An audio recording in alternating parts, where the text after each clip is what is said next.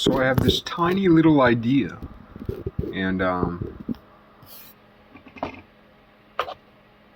there's so many things on my mind. There's so many things on my mind tonight. Um,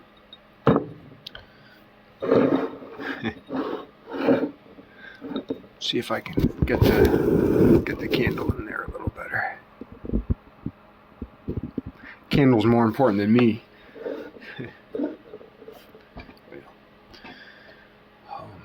Yeah, so many things I wanted to talk about tonight, but then something I've been thinking about for years but haven't talked much about. It's such a simple thing, but it confounds my mind. And then tonight, I feel like maybe I thought of a better way to say it, like boiled down to its simple essence, but it's confounded me. And boiling something down, like if you've been thinking about something for thousands and thousands of hours, and then all of a sudden you can boil it down into like a couple sentences, like really boil it down. Then when you say that boiled down thing, it is a seed. It's meditating on a concept for years and years and years and years, and then boiling it down into something small. It's a real thing. It's magic.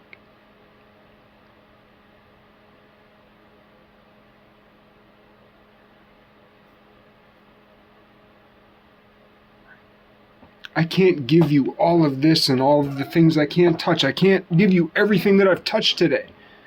But if I take a little bit from here, a little bit from there, a little bit from here, a little bit from there, and place it around me, and then just take a little bit of that, little bit of that, little bit of that, little bit of that, little bit of that, and hold it with me, and then spread it out, and take that, and put it into a little ball, and give it to you. When you hold that ball, that magic sentence,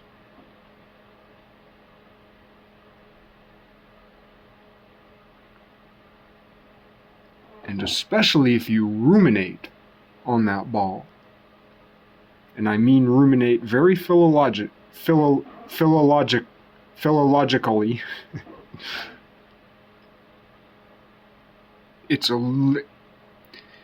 when you give a prayer that you've meditated upon in your heart to another person in a sentence or two from the heart, it is a seed, and everything that has swirled around your spiritual cosmos, that has been boiled down, refined, right? That's alchemy, man. Taking a book and putting it into a sentence. Now that is actually the magic of the Bible. And that's just not me saying that. That's all of the ancient philosophy that we revere before Christianity, after Christianity, but just barely. The so-called Neoplatonists, I only object to that name because I've addressed it before.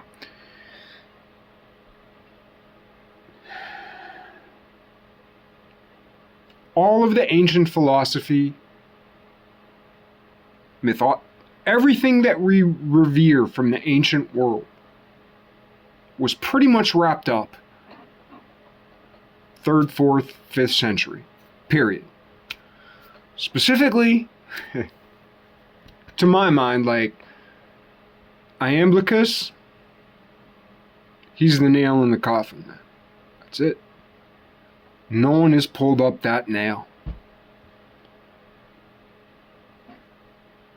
From about one could argue from 10,000 years ago, or I'm sorry, one could argue from 10,000 BCE, before the Christian era. Yeah, I got it in there. BCE, before the Christian era. See, that's one of the problems. Nietzsche said that to be a good Antichrist, one had to be a good philologist. Something like that. But I stress good because I know that's the word he used, right? But his most famous book is Beyond Good and Evil. But in the book The Antichrist, he said you had to be a good, if you wanted to be a good Antichrist, you had to be a good philologist. Something like that.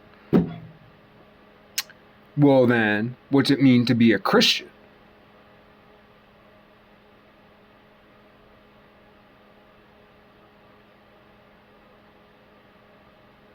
You couldn't see the tongue in his cheek because of his ridiculous mustache, right? Can you see the tongue in my cheek? Just barely, though. Only if you see me putting it there. But if you just saw a still of that image, you wouldn't know. You wouldn't know. There aren't any videos of AJ. But maybe if you look at one of them old black and whites, maybe you'll notice a little tongue in his cheek there, behind that ridiculous, foolish mustache that his browbeaten sister fucking talked him into. That bitch. But anyway.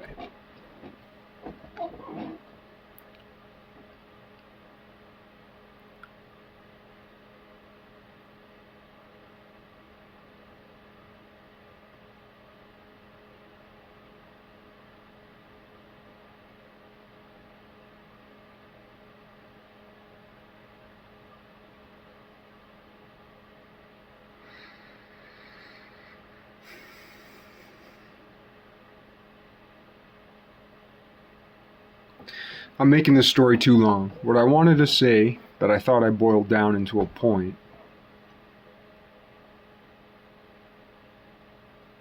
was that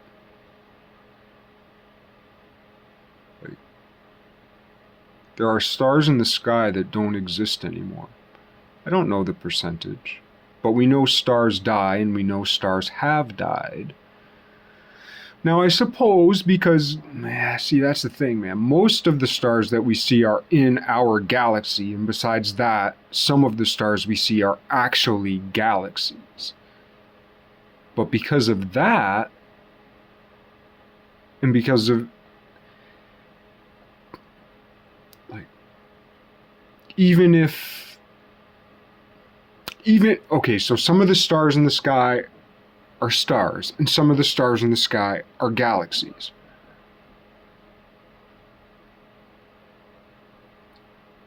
But for the stars in the sky that are galaxies at the very least, never mind the Milky Way. And I also believe that stars have a greater lifespan, both, like, I think stars, whatever the lifespan of stars is as it is described today, I think there are stars that live less long and more long. That's kind of what I'm saying. We have a very small piece of the pie that we're looking at, you know, because we measure things over time. Yeah, that's great, using what we know, which is great. But to extend this little piece of the pie to the whole pie? Fuck no. If we got this much of a piece of pie, then I think it's appropriate to speculate conservatively and physically in the now with the resources we have today. I think if we know this much of the pie, then it's good to pragmatically, productively put, you know, speculate on this much of the pie. But I think intellectually, spiritually, and so on, I think it's good to consider this much of the pie. And I mean that generally, for the general population. Maybe that's about actually collectively where we are. Now, others are much better with that pie than others. And especially those who are more attuned to the way in which things, and I mean that exceptionally generally and exceptionally specifically, but I ain't telling exactly what. You'll have to, you already know. Yeah. So we know a little bit of the pie.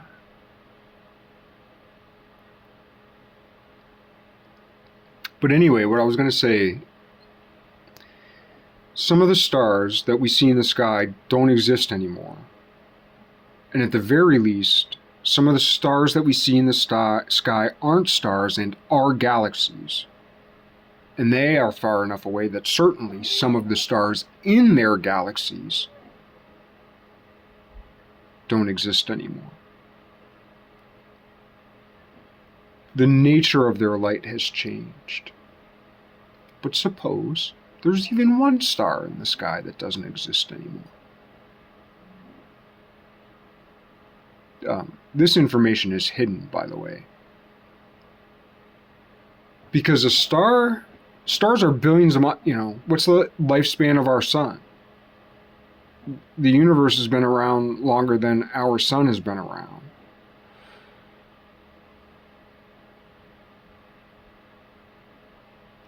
When was the first sun in the entire universe, universe, cosmos, multiverse, when was the first star made chronologically, if there's such a thing? Which there is, at least here, now, amongst ourselves. You're watching this after I've recorded it. And perhaps all those ideas in my head today came from the couple people 100 years from now who are watching this. 100 years from now, you're watching this and your mind is stirring and you're prayerful. You wouldn't be this far into this video if you weren't a prayerful sort. There are many prayerful sorts who wouldn't waste their time with me, but you've decided to. So the swirling in my mind is your interest in me backward through time.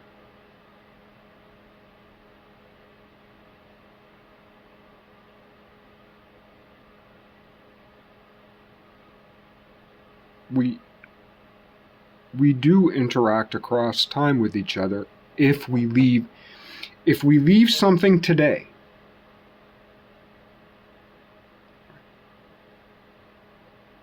We put a gold coin in an Easter egg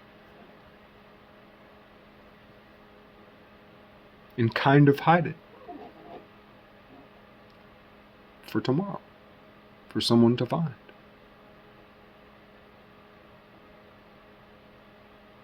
We all do that in our own way. Certainly if we don't do it specifically, like that's kind of what I do specifically. But if we don't do that specifically and deliberately, we certainly do it in our mind. Like when I think of all like my sin and my decrepitude and blah blah blah, but what do I actually spend like a great deal of time thinking about? All the wonderful things. Like I've never done anything wonderful for anybody, like in the real world. Yet I spend like 35-40% of my day, maybe all day, but like a definite, like for years and years and years, I just spend all my time thinking about like what I'm going to make for someone I know, family, friend, just someone I just met. It doesn't even matter. Just like like I just spent all my time thinking about like I know how to make this beautiful thing. I'm going to make this beautiful thing for this beautiful person. I know how to do this, or I could do this, or what about this? And I could do this and this and this and this. I spent all my time thinking about that shit. And honestly, yeah, I'm trying to against all odds, I'm trying to do a Babe Ruth, man. Yeah, fucking Babe Ruth. And the namesake of Ruth, Ruth of the Bible,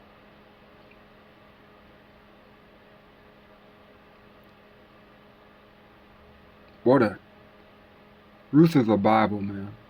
What a story.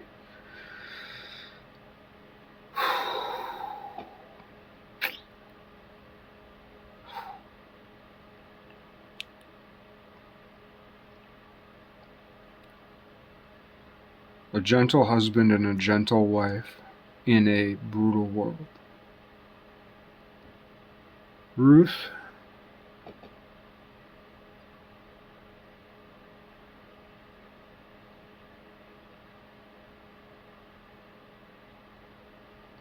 but yeah, Babe Ruth, knock it out of the park.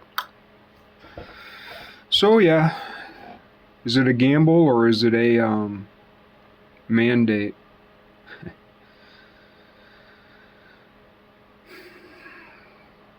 Unlikely, improbable, crazy enough, it just might work. Anyway, what I was gonna say is that stars in the sky that no longer exist do exist as photons, like a laser beam through time to your eyes. Like when you watch a star in the sky, and certainly if it hasn't happened yet, it will happen. There are stars older than the sun.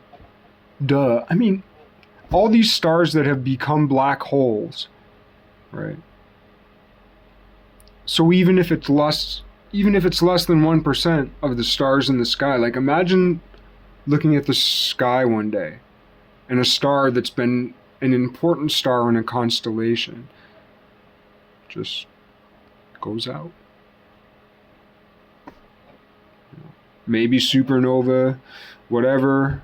Maybe you see it, maybe you don't. Depends how far away. Depends on the whole thing. But anyway, for any star or stars, and certainly once we get the Webb telescopes and all that shit into it, man, I mean, there are definitely stars we see that aren't there anymore. Yet we see them. How do we see them? Because a star shines its light in every direction. But like when we look at a star, it's so far away, we just get like one part of that. But that little twinkle twinkle, we get in our eyes. That's just one stream of an entire sphere. So there's a cajillion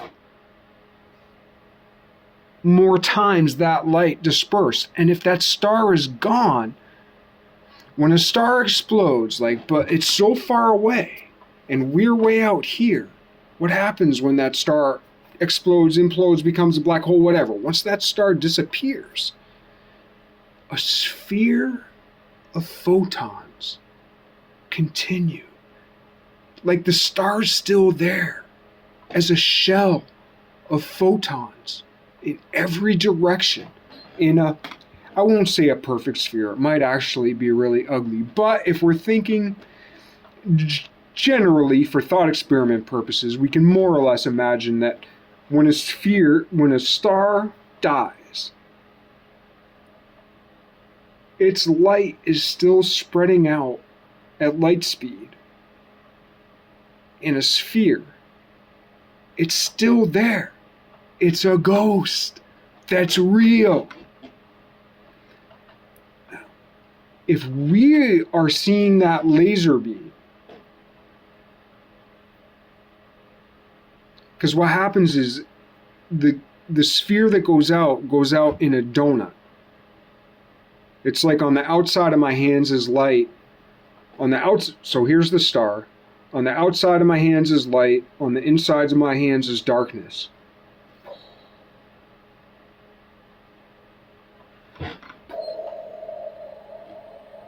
So from the time that star died,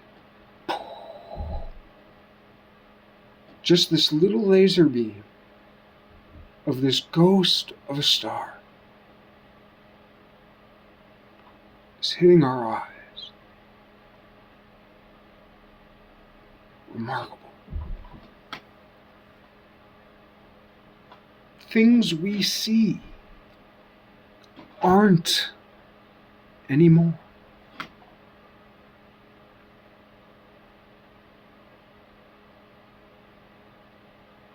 And we are literally illuminated by the ghosts of things that are no more.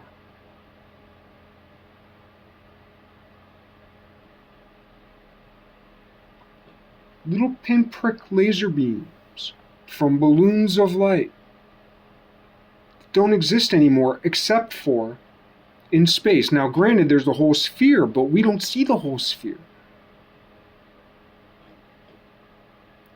And what is the most important beam of light of that sphere of expanding light?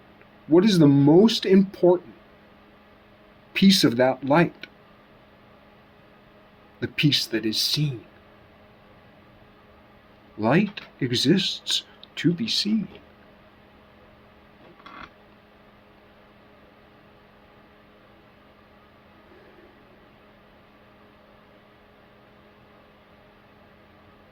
One could argue, if one were a humanist who didn't believe in aliens, or if one were a believer,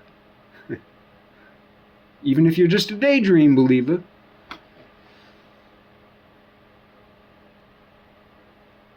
like we're the most important thing in the cosmos that we know of, that we can all agree upon. Some people believe in archangels, some people believe in aliens, some people believe in leprechauns, Bigfoot,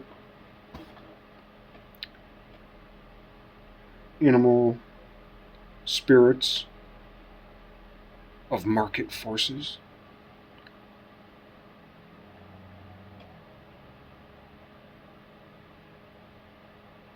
But what we can all agree upon is that so far as we know, we are the biggest deal in this very big place. We occupy a small place in. So, when the light of a dying star falls upon a dead planet, doesn't really matter that much.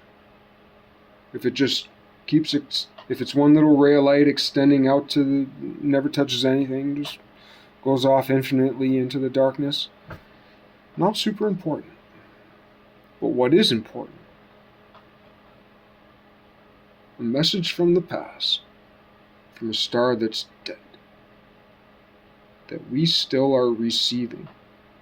That little line, that laser beam of light, yes, there's a whole sphere, but the whole sphere, one could argue, especially if we believe in teleology, the pull of the future, the want of the future. Could it be that entire stars existed? The whole reason God created a star was to boil down all that information from all that primordia into a laser beam of light. There's a whole sphere of these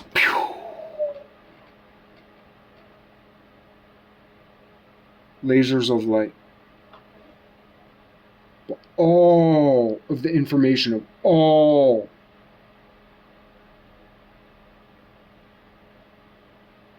was meant to just come down and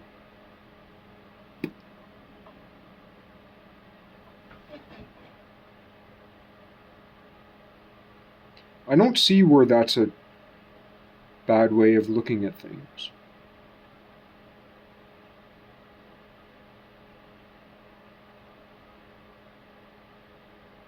We are the point.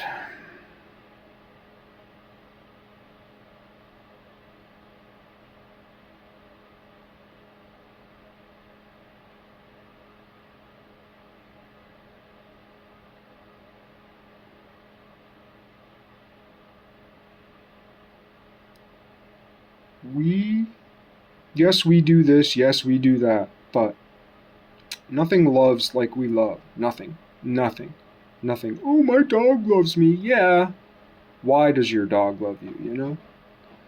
And I don't mean that in a bad way. What I mean is dogs would never have loved us without us.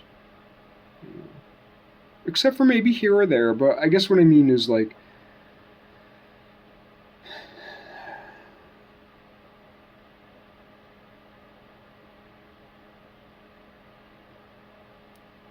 humans love everything. Some humans love this, hate that. Some humans love this, hate that. But collectively, forget our hates for a moment. What do we love? What do humans love collectively? What do we love collectively? Pretty much fucking everything. What else loves everything? Nothing we can put our hands on, nothing we can see. God loves everything. We love everything. Collectively, we love everything. Oh, but we hate this. No, I'm just saying, take away the hate. Yeah, I love this, I hate that. You love this, you hate that. We hate and love different things, but probably we, still like ice cream sandwiches, Even if you're a vegan, there are delicious vegan ice cream sandwiches, so whether you're a vegan or not, can we agree that, or not even that you love them, but that they taste good, right? That you kind of want one. That if they were healthy, you'd eat about 1,000 a day. Can we agree upon that? If ice cream sandwiches, whether dairy or non-dairy, whether plant-based or animal-based, can we agree upon the fact that if ice cream sandwiches were really healthy, like if the manna from heaven was ice cream sandwiches, we'd eat about 1,000 of them a day. Right. Sorry for being so theatrical. It happens. Please, God, forgive me. You're forgiven. Thank you. Okay. So,